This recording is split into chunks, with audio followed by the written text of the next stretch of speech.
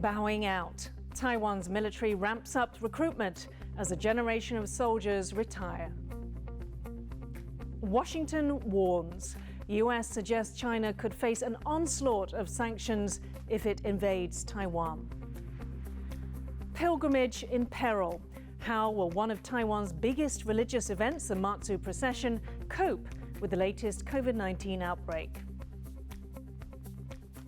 Even in the midst of Taiwan's current COVID-19 outbreak, with over 100 domestic cases being recorded every day, so many members of the Ye family came out to pay their respects to their common ancestors.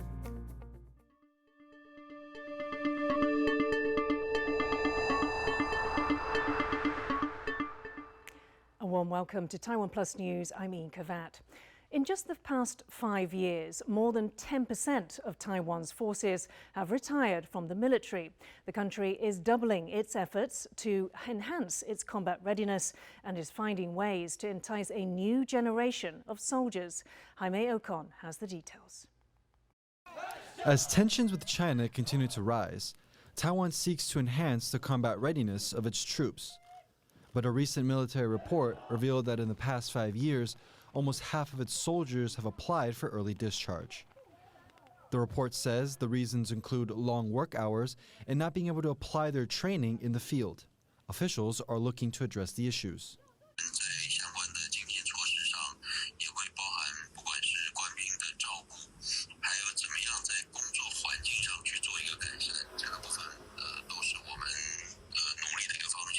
Taiwan is considering extending military service from 4 months to a year.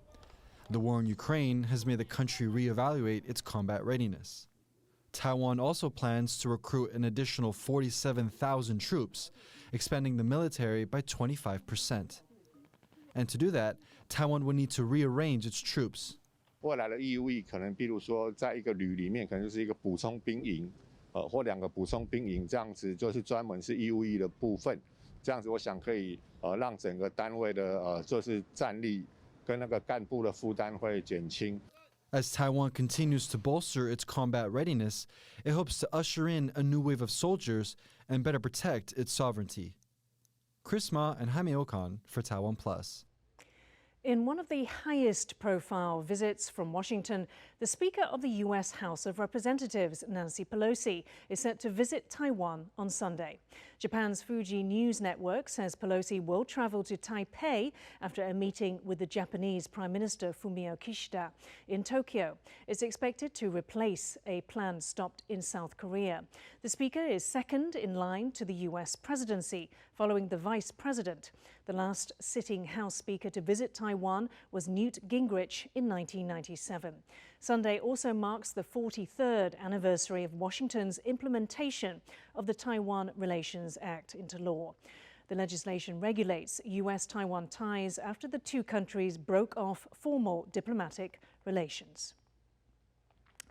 U.S. Treasury Secretary Janet Yellen has suggested that China would face a similar fate to Russia if it were to attack Taiwan. The United States on Wednesday announced new sanctions against Russia for its invasion of Ukraine. They include a ban on American investments and blocks on the country's largest banks. Washington is also seeking to remove Russia from the UN's Human Rights Council and the G20. At a congressional committee hearing on Wednesday, the Treasury Secretary responded to a question about Taiwan by saying that she would be open to adopting similar measures in other situations. Am I to hear from you that you're open to all tools available in the event that China moves aggressively towards Taiwan? Absolutely. I believe we've shown that we can. In the case of Russia, we threatened significant consequences. We've imposed significant consequences. And I think that you should not doubt our ability and resolve to do the same in other situations. And now to the conflict in Ukraine. Russia has fully withdrawn troops from the capital Kyiv, as well as the northern city of Chernihiv. But as assaults on Ukraine's east continue, the US has unleashed a fresh wave of sanctions on Moscow. This time, they target two of Russia's largest financial institutions.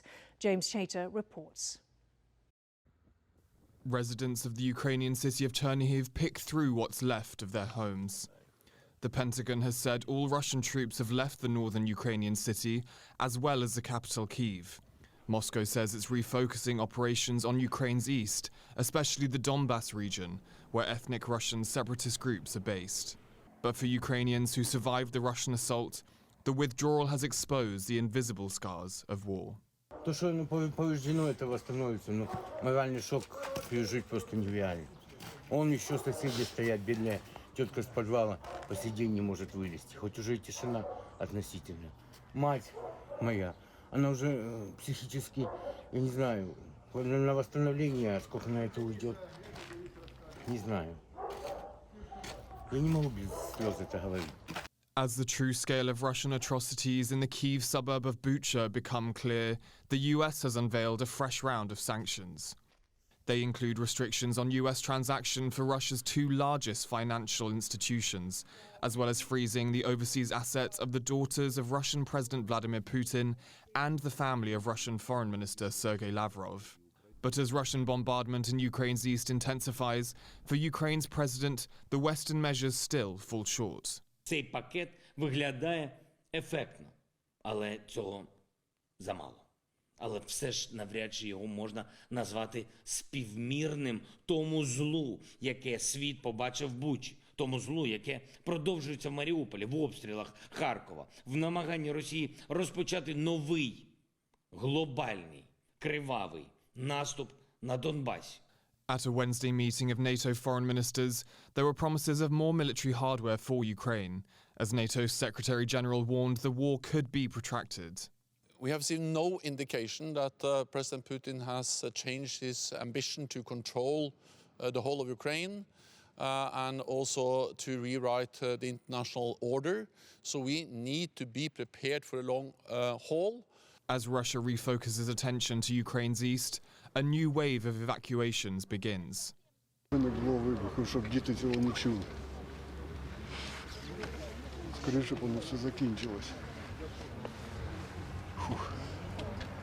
For them, no respite yet amid the horror of war.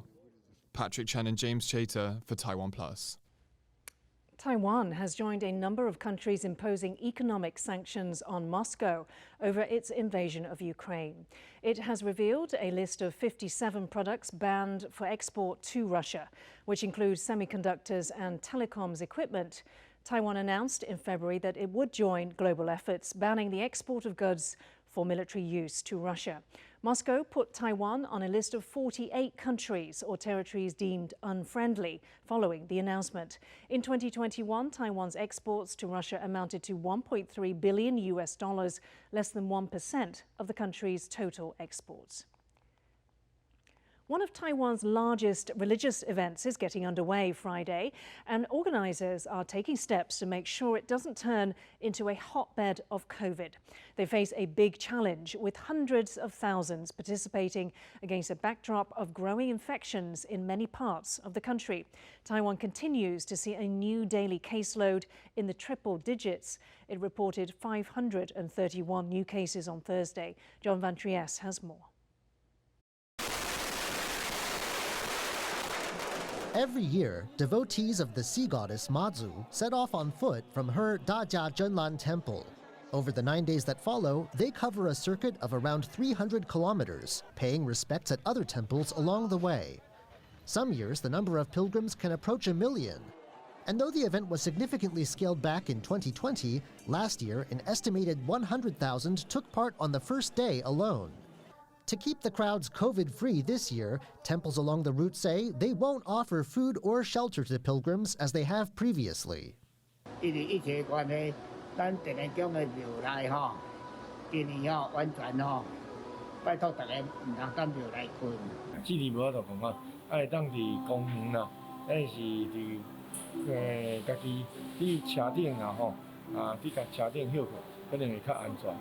The city of Taichung, where the procession starts and ends, has also sent a vaccination truck to give COVID jabs to worshippers preparing for the journey.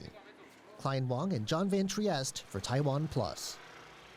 Shanghai has extended its citywide lockdown indefinitely as COVID cases shatter records and some residents go hungry.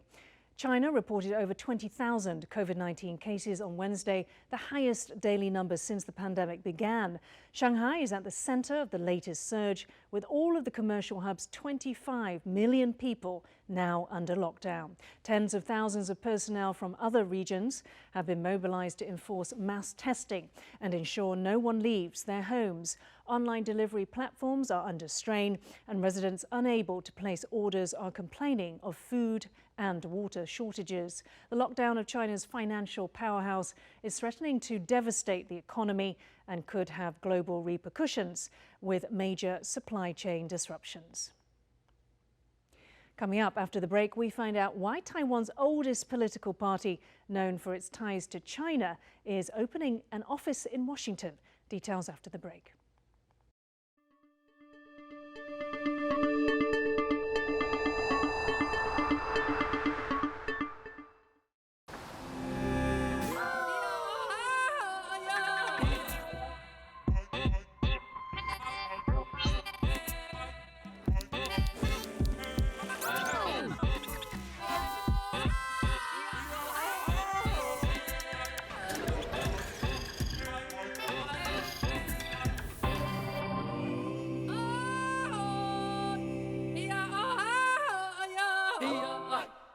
Thanks for watching TaiwanPlus.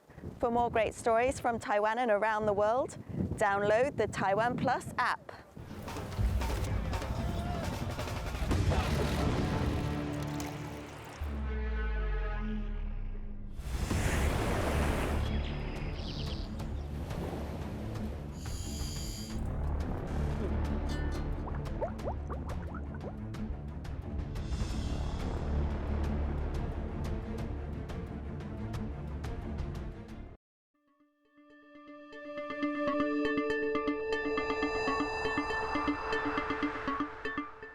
Welcome back. You're watching TaiwanPlus News. After ruling Taiwan as a one-party state for 4 decades, Taiwan's largest opposition party, the Kuomintang or KMT, has found itself out of power for the last 6 years. Now, as the KMT looks to chart a path back into the government, it's decided to open a new U.S. office. Alexander Huang will be tasked with leading the party's diplomatic push in Washington. He is currently in charge of the KMT's International Affairs Bureau.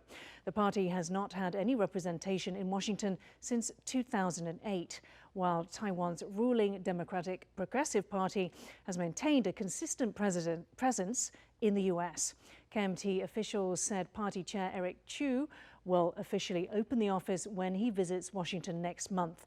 Our reporter Ed Moon asked the party's new U.S. envoy why the return after 14 years.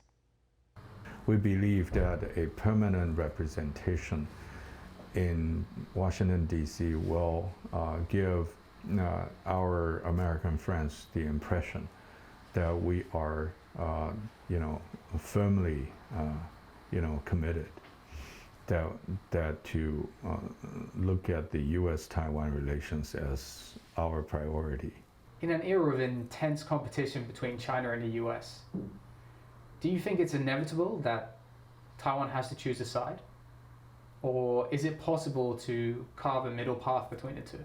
When I was the Deputy Minister of Mainland Affairs almost 20 years ago, I said that Taiwan, no matter when, we are torn between two beasts, the blood and the brain. We do not want to choose one against the other. So for Taiwan, the KMT had maintained close relationship with the United States since World War II. It's not KMT that walk away from U.S.-Taiwan relationship. We continue to have such a relationship. I believe there are more American-friendly elites in the KMT than any other party in Taiwan. The key is that when people were given this dichotomy or the differences of description or illustration about pro-China and pro-US, my answer has been very simple. Taiwan cannot afford to not dealing with either one. We have to do both. Can you tell me what is the KMT's policy today towards the People's Republic of China? Our policy actually is very simple. We know that Beijing or Xi Jinping wanted to close the game or end the game, and to do whatever possible to bring Taiwan back to the mainland. And we also understand that there are people in Taiwan and overseas believe that Taiwan should quit the game and leave the China proper and either declare independence or becoming a different nation in some form. But Beijing does not allow Taiwan to quit. And Washington does not support anyone who wanted to quit. So between ending the game and quitting the game, the KMT believed that we should make the game infinite. Because we need to, and Taiwan needs 6 to 10 years to absorb all the weapon systems and military education that have been committed by Washington, but not yet arrived in Taiwan. So when a lot of people make their points and thinking that tomorrow will be the judgment day. But we believe that this very survival and sustainability will prove that democracy can work in an ethnic Chinese society. And we need to live long enough to prove that. Malaysian singer Namewee has got back his 3.27 million subscribers and more than 1,000 videos on YouTube after being hacked on Monday. Despite the incident, he vows to, quote, keep voicing out for freedom. Our reporter Ken Ning has more.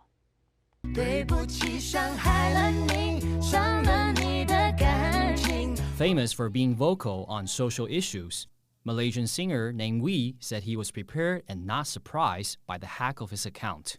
One of his most popular songs is Fragile, which China banned after some accused him of insulting China and the Chinese people in it. That song racked up more than 10 million hits within its first week online. 那对我来说，越敏感的，就代表他越需要被讨论。那如果他就是因为他有这样的问题在，他才会敏感。 那如果我们没有人去提出来，那个问题永远就会在那边。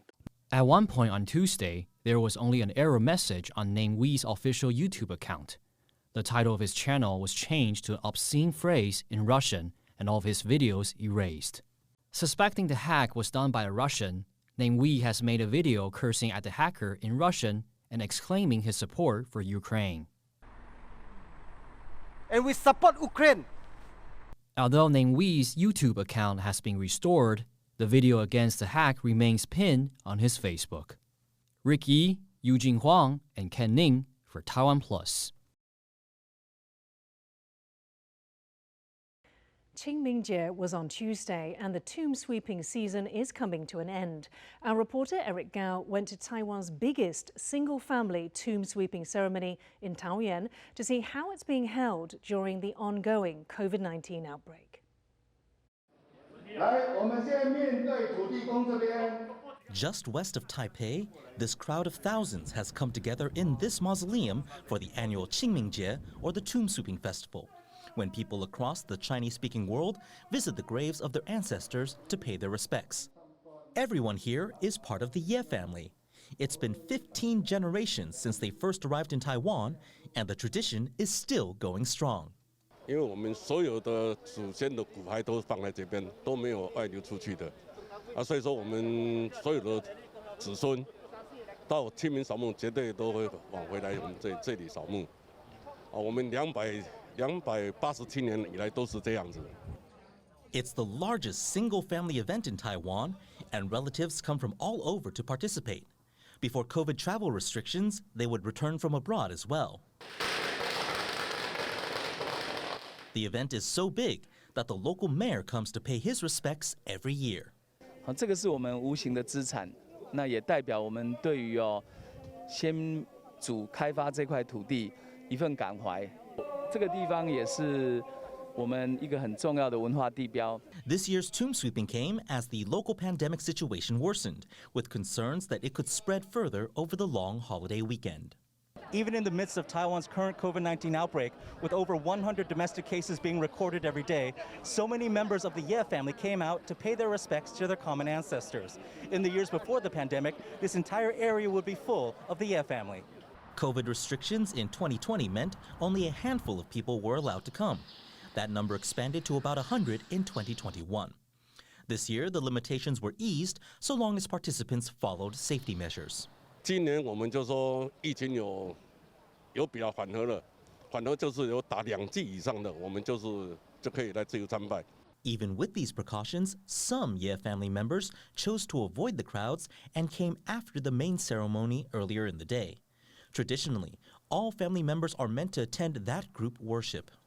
因为已经2年了，所以今年开放给大家轮流，大家按照自己方便的时间，然后就找个时间过来拜拜，也不要跟大家一起有群聚的状况出现。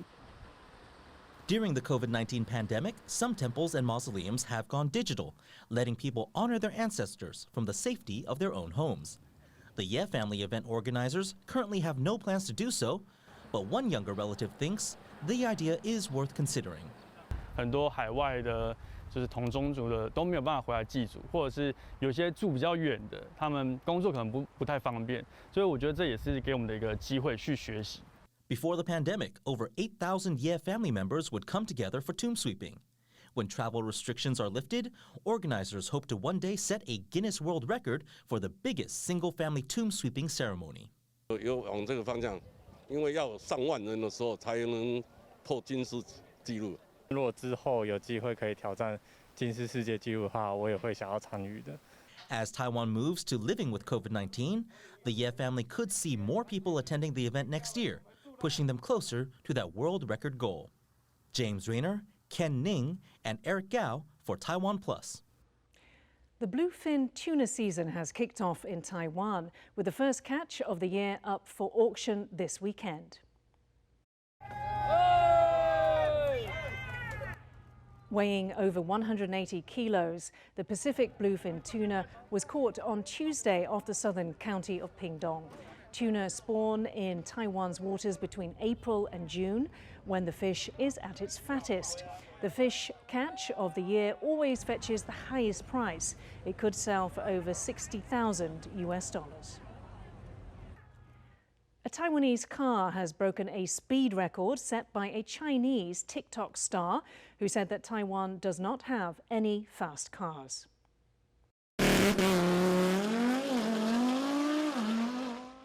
The car, modified by Taiwanese enthusiast Liao Zhixian, finished a 400-meter sprint in just 8.72 seconds in the central city of Taichung on Wednesday. That beat Chinese TikTok star Jenny Gui's time by just 0.2 of a second. Liao spent over $174,000 US on his car just to prove Jenny Gui wrong. Liao's time is faster than any time recorded in China. However, it falls short of the Asian record by a couple tenths of a second. He says he's going to race one more time to see if he can become the fastest in Asia. The intricate craft of bamboo weaving has a long history in Taiwan. We now get a lesson from a craftsman in the northern city of Hsinchu who has honed his skills over 7 decades.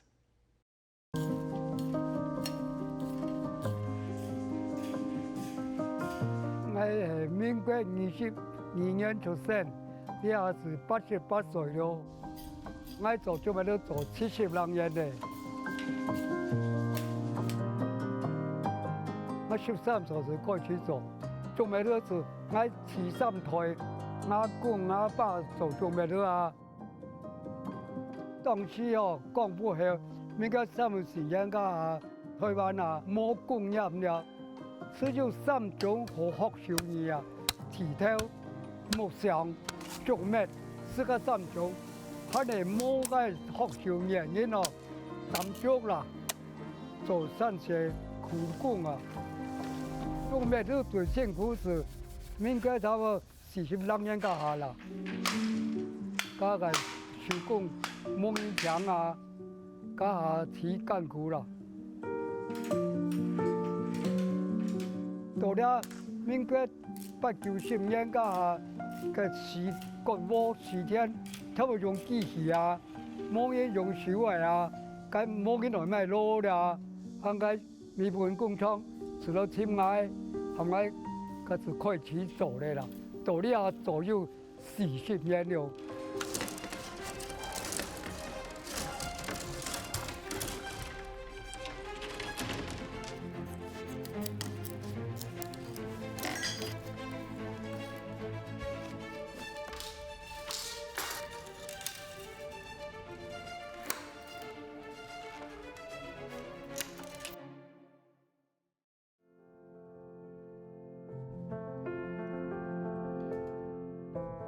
一條路哦，咩河床嚟啊，冇呢度學啦，你會做啥你緊做啦，冇亂幾多水啦。所以我嗱要學練，我就會問佢講，你要現錢麼？要現錢就接下去啊，介紹幾隻打仗嚟繼續做下去哦。Thank you for watching TaiwanPlus News. I'm Yin Khvat. For more stories from Taiwan and around the world, please download the TaiwanPlus app. Stay safe and see you next time.